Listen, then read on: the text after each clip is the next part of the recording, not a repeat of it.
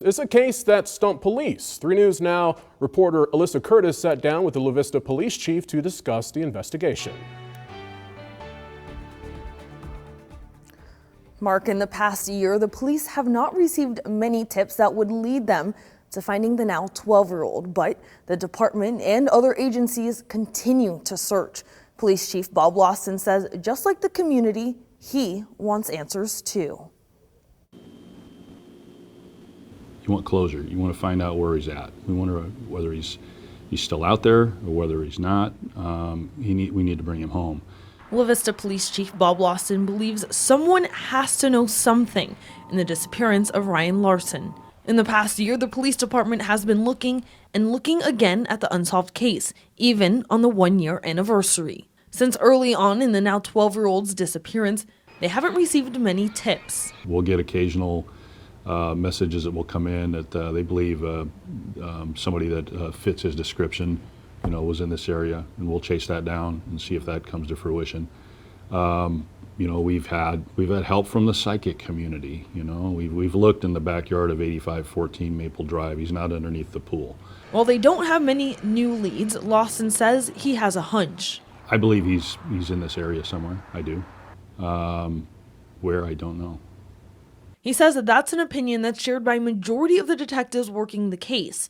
Larsen adds they have a couple theories but aren't pigeonholing themselves. He wonders if there was a criminal aspect to Larsen's disappearance, and if so, if there's prosecutable evidence. That's what we don't have right now, and that's what's really frustrating. We don't know that. We don't know if he just ran away and got caught up. We don't know if he was abducted.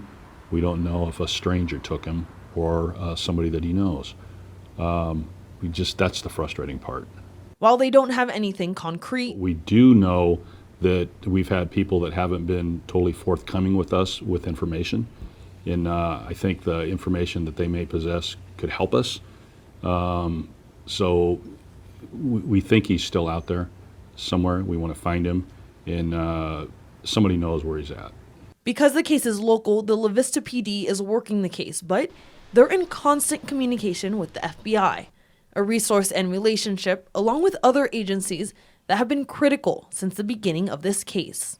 Knowing that we have the resources in the area to respond to something, as a law enforcement official, it's awesome, but as a citizen to know you have these things, I think it's really reassuring. Larsen knows from past cases this can go unsolved for years and says it's frustrating. He says the case has stumped the FBI too. We're probably going to bring somebody in that has no attachment to this case to put some fresh eyes on everything that we got. But Larsen says they're not at that point yet.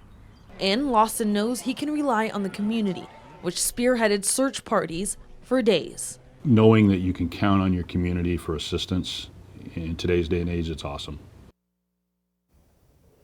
Early on in the search, video from a Keno showed a figure that was believed to be Larsen.